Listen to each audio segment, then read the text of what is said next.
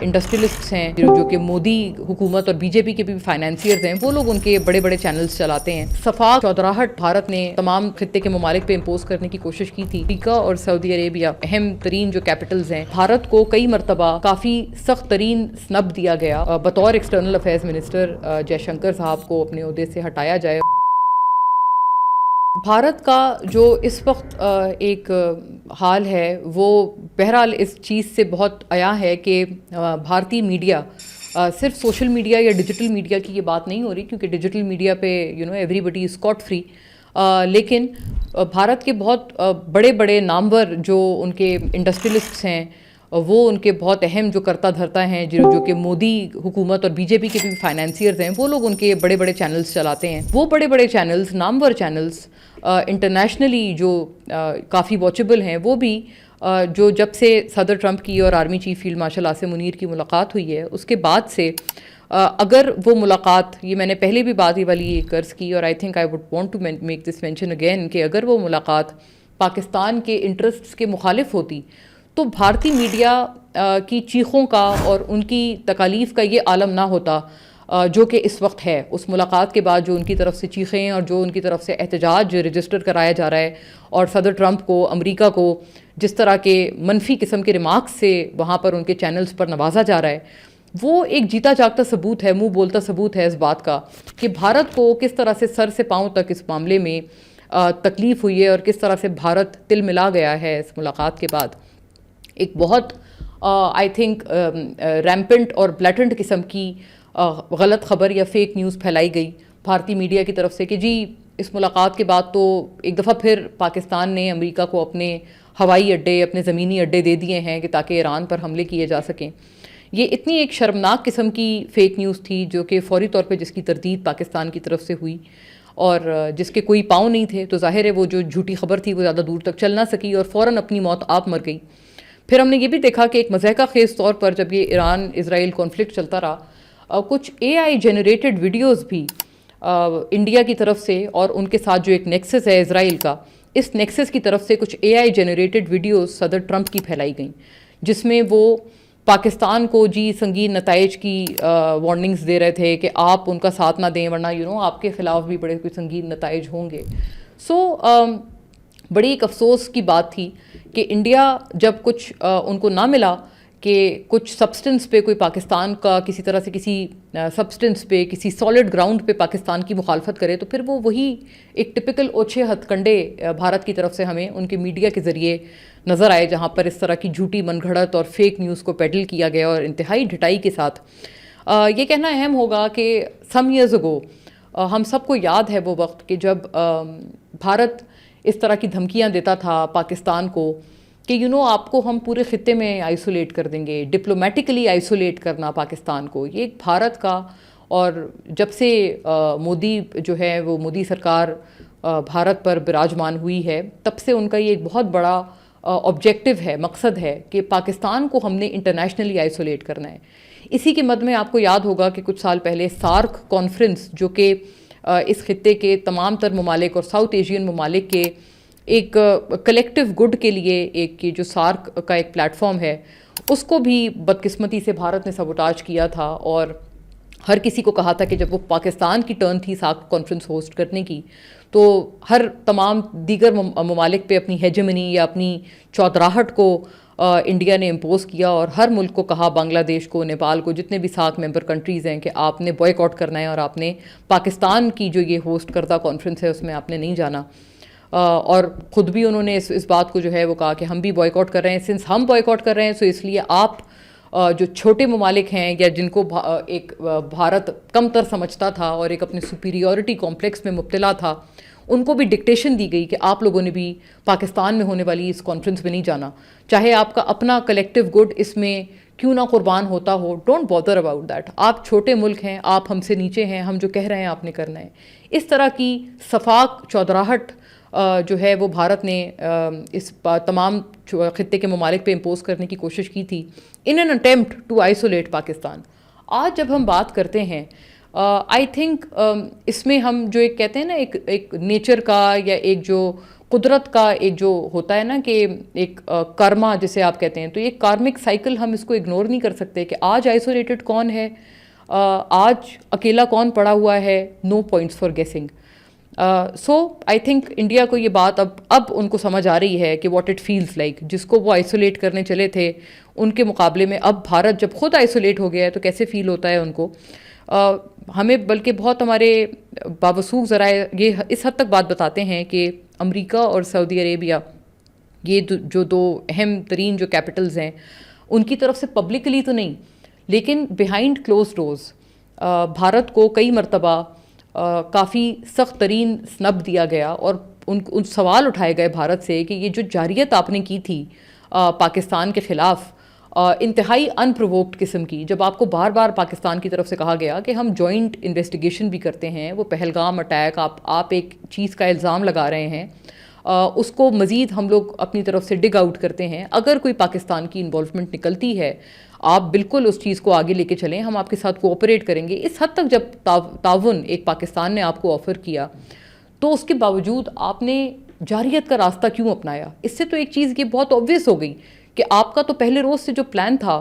इस इंसिडेंट की आड़ में वो था ही जारियत का, और इसीलिए फिर उसको फॉल्स फ्लैग कहना उस पहलगाम अटैक को गलत ना होगा। सो ये एक बड़ी अहम बात है, बहुत अहम सवालात हैं, कड़वे सवालात हैं जो कि भारत को जिनका जवाब देना पड़ रहा है, और चाहे वो अमेरिका हो चाहे वो सऊदी अरेबिया हो, कोई भी भारत से अब ये सवालात करने में नहीं हिचकिचा रहा। भारत समझता था कि एक उनकी जो इकोनॉमिक मोनोपोली है, और हम चूँकि एक बहुत बड़ी मंडी हैं दुनिया के लिए, मार्केट हैं बहुत बड़ी, तो इसलिए किसी की ज़रूरत नहीं है हमसे सवाल करने की। वो जो एक सुपीरियॉरिटी कॉम्प्लेक्स था वो ज़मीं बोस हो गया है और चूर चूर हो गया है भारत का। आई डोंट थिंक ये कोई एग्जैजरेशन है, ये ज़मीनी हक़ाइक़ हैं। और इसके अलावा जो G7 में भी हमें पता है कि बाकायदा अब कनाडा ऑन द रिकॉर्ड है, Canadian intelligence agencies on record हैं कि हमारे ज़मीन पे आके भारत ने एक्स्ट्रा जुडिशल किलिंग्स की हैं।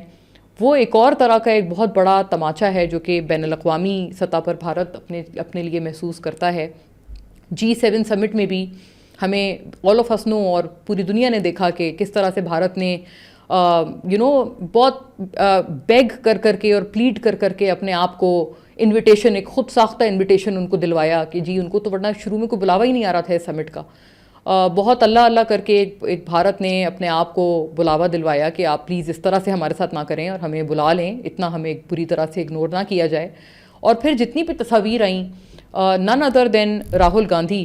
वो नरेंद्र मोदी को, अब तो वो सरेंडर मोदी भी उन्हें कहते हैं, तो उनको आईना दिखाते हुए नज़र आए कि आप अपना अंदाज़ा लगाएं कि आपका क्या स्टैचर है। आप पीछे खड़े हुए हैं, पूरी वो जो ग्रुप फ़ोटोज़ हो रही हैं, कुछ ग्रुप फ़ोटोज़ में तो हैं भी नहीं बल्कि नरेंद्र मोदी, और जिनमें हैं भी उनमें भी उनको एक काफ़ी पीछे का उनको दर्जा दिया गया है। सो ये बड़ी कुछ अहम चीज़ें थीं जो कि उनके अपने कांग्रेस के अपोजिशन लीडर जो हैं उन्होंने कॉल आउट किया और उनको बताया कि किस लेवल का आपको जो है वो स्नब पड़ चुका है। सो आई थिंक ये कुछ बहुत अहम बातें हैं जो कि भारत पै दर पै अपने लिए फील कर रहा है। और एक ये भी अहम बात थी कि इस पूरी समिट के बाद, G7 के बाद, कुछ लोग फिर ये एक्सपेक्ट कर रहे थे कि अच्छा कुछ आइस मेल्टिंग होगी कि अगर सदर ट्रंप से नरेंद्र मोदी की मुलाकात हो जाए। लेकिन प्राइम मिनिस्टर मोदी वो स्टॉप ओवर उन्होंने नहीं किया सदर ट्रंप से मिलने के लिए। और अपनी तो दिफा में वो ये बात कर रहे हैं कि मैंने स्टॉप ओवर नहीं किया, मैं खुद नहीं मिला। लेकिन एक हकीकत ये भी है कि सदर ट्रंप भी कोई बहुत ज़्यादा कीननेस उन्होंने भी नहीं शो की कि प्राइम मिनिस्टर मोदी उनसे आके मुलाकात करते। और in fact he was a lot more कीन and a lot more eager कि वो जो फील्ड मार्शल आसिम मुनीर से मिले हैं उसके लिए वो काफ़ी विलिंग थे और फोर्थ कमिंग थे सदर ट्रंप। लेकिन उन्होंने कोई ज़्यादा विलिंगनेस, इस तरह की विलिंगनेस तो दूर दूर तक भी प्राइम मिनिस्टर मोदी से मिलने के लिए एक्सप्रेस नहीं की, जो कि एक और आप समझे एक बहुत ठंडा सा तमाचा गोया भारत ने अपने लिए महसूस किया। और ये सब इन सारी चीज़ों के ही पेश नज़र जो अब हमारे पास इत्तलात हैं वो इस हद तक जा पहुंची हैं कि जो भारतीय इंटेलिजेंस है उन्होंने अपनी इन तमाम फाइंडिंग्स की बुनियाद पर और ये बैक टू बैक इस तरह की एम्बैरसमेंट्स की बुनियाद पर जो उनके एक्सटर्नल अफेयर्स मिनिस्टर हैं एस जयशंकर, उनको फारिग करने का, उनको अपने ओहदे से हटाने का जो रिपोर्ट है अपनी रिपोर्ट्स में ये फाइंडिंग्स दी हैं कि बतौर एक्सटर्नल अफेयर्स मिनिस्टर जयशंकर साहब को अपने ओहदे से हटाया जाए और उनकी जगह कोई नए शख्स को इस जगह पर लाया जाए जो कि भारत की जो डिप्लोमेटिकली जो उनको जिस हसीमत का सामना है उसको अनडू कर पाए या भारत के लिए किसी तरह से कोई डिप्लोमेटिक कोई सॉलेस हासिल कर पाए, कोई राहत हासिल कर पाए। तो अब इस हद तक ये मामला जा पहुंचा है कि अलोंग दीज लाइंस भी सोचा जा रहा है। And what I know so far is this के जितना एक नेगेटिव सेंटिमेंट हालिया कुछ हफ्तों में मोदी सरकार के लिए हो चुका है पब्लिक में भी, क्योंकि ये बात भी दुरुस्त है, हमें मानना पड़ेगा कि उन्होंने one after the other election जीता, स्वीप किया, पिछले इलेक्शन से ज़्यादा अक्सरियत लेते हुए वो अगले इलेक्शन में नज़र आए। लेकिन आई थिंक ये सारा कुछ एक बिल्कुल एक पैक ऑफ कार्ड्स की मानिद गिरता हुआ नज़र आ रहा है और इसको इग्नोर करना अब मोदी जी और उनकी पार्टी और उनके उनके एलाइज उनके लिए अब ये अफोर्डेबल नहीं है कि इसको नज़रअंदाज करके अब वो मज़ीद चलें। उनको कुछ ना कुछ रेमेडियल एक्शन अपनी जो गिरी हुई इमेज है या साख है उसको दोबारा रिवाइव करने के लिए लेना पड़ेगा। और प्रॉबेबली ये काफ़ी हद तक ये चीज़ ऑन द कार्ड्स हो सकती है कि वो जो रेमेडियल एक्शन है एक फेस सेविंग के लिए, एक आवाम को दिखाने के लिए कि देखें जी ये सब तो हुआ, लेकिन हमने उसको अपनी तरफ से उसकी रेमेडी करने की कोशिश की। So I think as a remedial action मैं हैरान नहीं होंगी कि अगर उसके नतीजे में जयशंकर साहब को अपने और उनकी तरह के कुछ और लोगों को भी अपने ओहदों की कुर्बानी देनी पड़े। तो एक बहुत बड़ी पाँव पे कुल्हाड़ी जो कि भारत ने अपने पाँव पे मारी है और पाकिस्तान के लिए ऑफ कोर्स ये एक ब्लेसिंग इन डिस्गाइज के तौर पर सामने आई है, वो ये है कि मसला कश्मीर एक तरह से इंटरनेशनलाइज हो गया है। इस पूरे